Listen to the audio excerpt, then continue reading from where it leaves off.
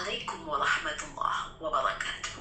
Bismillahirrahmanirrahim. Ikhwah billah. Rasulullah SAW mewajibkan zakat fitrah kepada kita kaum muslimin umatnya, sebagaimana dijelaskan dalam hadis Rasulullah SAW riwayat Ibnu Abbas yang dirawikan oleh Abu Dawud. Maka beliau mengatakan, "Faradha Rasulullah SAW zakat al-fitri tuhratan lis-shaim min al-laghwi wal-rafath wa tu'matan lil-masakin." Yaitu Rasulullah mewajibkan zakat fitrah ialah untuk membersihkan diri kaum muslimin dari dosa omongan-omongan yang tidak baik pada saat berpuasa, yaitu bisa saja kita terpleset lidah, misalnya ghibah, membicarakan kejelekan orang atau mencaci orang. Maka dengan zakat fitrah diharapkan dosa ini terhapus. Dan selain itu juga memberi makan bagi orang-orang miskin, yaitu mencukupi kebutuhan mereka di hari raya. Adapun zakat fitrah ini memiliki hikmah yang besar tentunya, yaitu sebagaimana yang dijelaskan oleh Rasulullah dalam hadis di atas, memiliki hikmah yang besar untuk menghapus dosa kita dari omongan-omongan yang tidak baik, membersihkan jiwa kita di hari yang fitrah, di hari yang suci itu.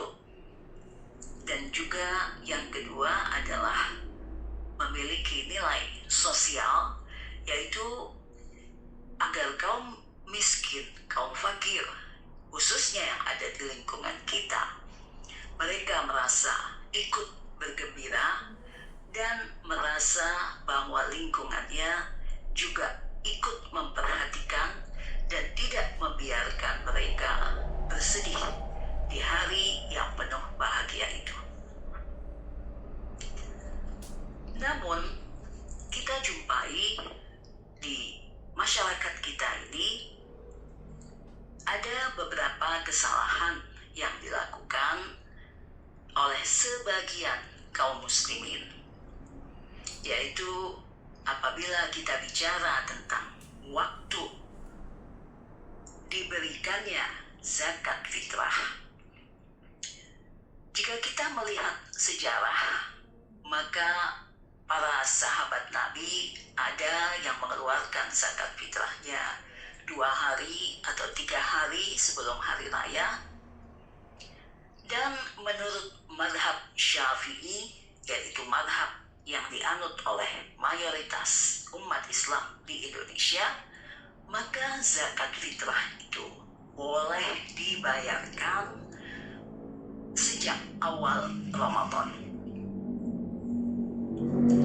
Fakta yang kita dapati di masyarakat kita, sebagian orang ada yang membayarkan zakat fitrahnya di detik-detik terakhir di malam hari raya, yaitu sudah larut malam, sehingga apabila mereka menyerahkannya kepada amil zakat, masjid, musola, atau amil-amil zakat lainnya, tentu saja ini menyulitkan bagi para amil zakat karena mereka harus menyalurkan di waktu yang sangat terbatas.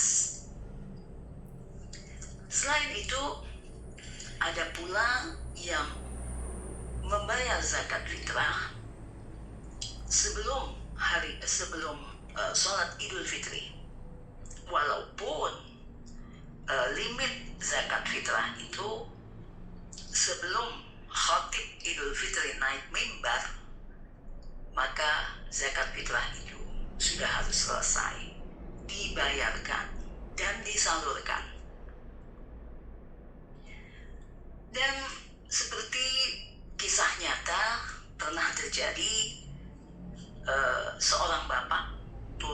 sebuah mobil, berlari memasuki sebuah masjid, dan akan membayarkan zakat fitrahnya kepada takmir masjid atau amil zakat di masjid itu.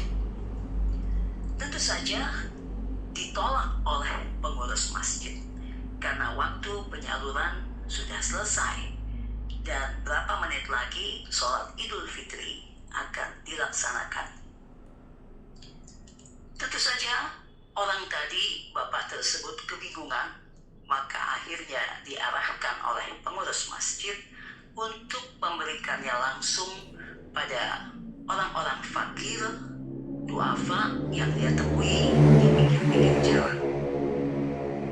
Tentu saja ini sebuah contoh atau kisah nyata yang tidak boleh dicontoh. Jangan sampai kita melakukan hal seperti itu karena ketidakfahaman kita tentang hukum zakat fitrah. Itu kesalahan yang pertama yang kita jumpai di masyarakat kita.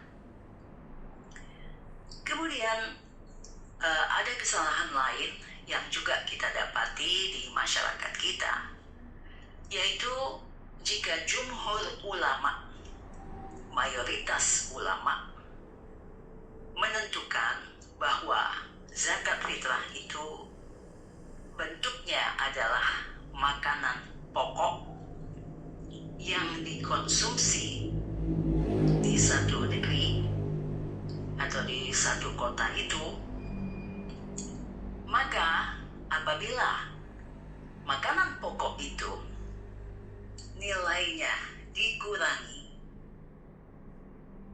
atau kualitasnya dikurangi, maka zakat fitrahnya tidak sah. Fakta yang kita jumpai di masyarakat kita, sebagian kaum muslimin pun tidak memahami hal itu. Misalnya, kita membayar zakat fitrah dengan nilai dengan makanan pokok sebanyak 2,5 kilo beras, misalnya sebanyak 2,5 kilo untuk satu orang atau 3,5 liter.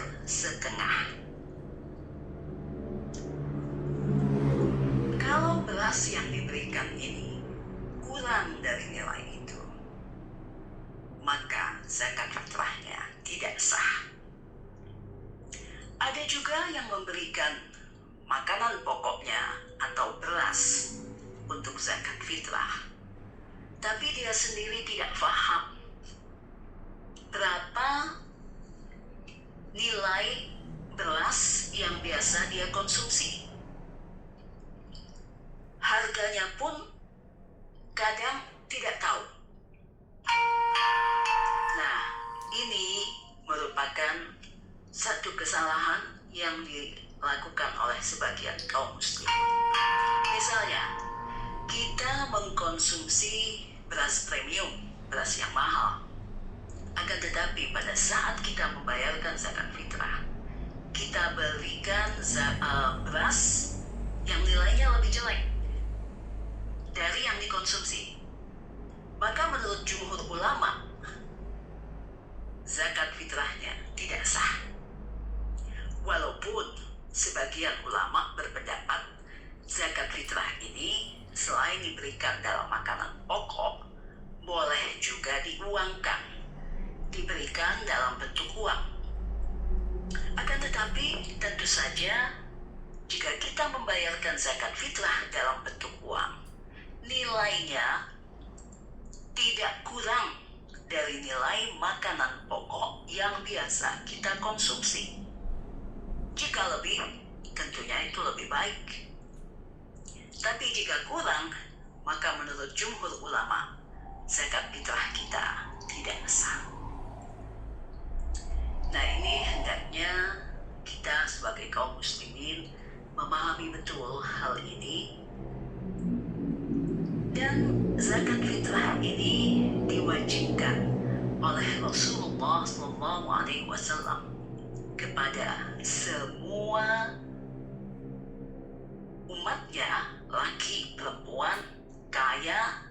miskin. Diwajibkan juga untuk yang fakir. Karena itulah zakat fitrah ini tidak memiliki nisab seperti halnya zakat mal atau zakat lainnya. Ketentuannya, seorang yang fakir pun wajib memberikan zakat fitrah apabila dia memiliki kelebihan makanan untuk dia dan keluarganya yang dinafkahi di malam dan di hari raya Idul Fitri. Ini pun banyak kaum muslimin yang tidak memahami hal ini, sehingga kesalahan yang dilakukan oleh para duafa, kaum fakir, mereka yang tidak memahami, mereka merasa bahwa mereka hanya menerima saja zakat fitrah, tetapi mereka tidak punya kewajiban untuk membayarkan, walaupun mereka memiliki kelebihan makanan pada malam dan hari raya. Diwajibkannya Rasulullah SAW zakat fitrah ini juga kepada kaum fakir mengandung pendidikan agar yang fakir ini pun bisa merasakan nikmatnya memberi, nikmatnya tangan di atas, tidak selalu meminta saja. Walaupun dia memberikannya itu hanya 1 hari saja dalam 1 tahun. Sehingga diharapkan mental orang-orang yang fakir ini bisa memotivasi dirinya sendiri, bisa memiliki mental yang kuat untuk berjuang terus dalam hidupnya, berusaha mencukupi diri dan keluarganya, tidak dengan cara meminta-minta.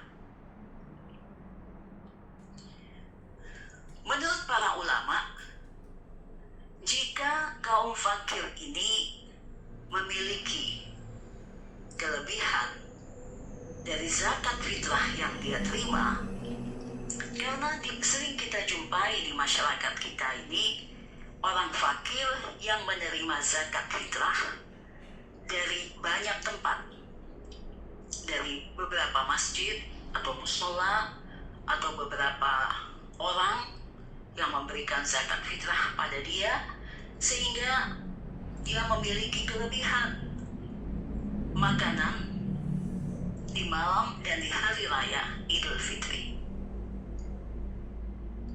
Nah, jika dia memiliki kelebihan ini, maka wajib baginya untuk mengeluarkan zakat fitrah, dan dia bisa memberikan kelebihan dari zakat fitrah yang dia terima, dia berikan lagi kepada kaum fakir yang lain, sehingga tidak ada teman-temannya atau kenalannya dari golongan yang fakir atau duafa yang bersedih hati karena tidak kebahagiaan zakat fitrah, dan dia ikut juga bergembira di hari raya. Itulah adilnya syariat Islam dan indahnya kebersamaan dalam Islam. Tentu saja hal ini perlu menjadi perhatian bagi kita semua dalam kita melaksanakan zakat fitrah, agar kita bersih dari dosa dan jangan sampai kita melakukan kesalahan-kesalahan yang lalu di Ramadan kali ini, dan untuk seterusnya kita bisa lebih memahami lagi tujuan daripada zakat fitrah dan mengaplikasikan hukum daripada zakat fitrah ini di masyarakat dan lingkungan kita pada khususnya. Wassalamualaikum warahmatullahi wabarakatuh.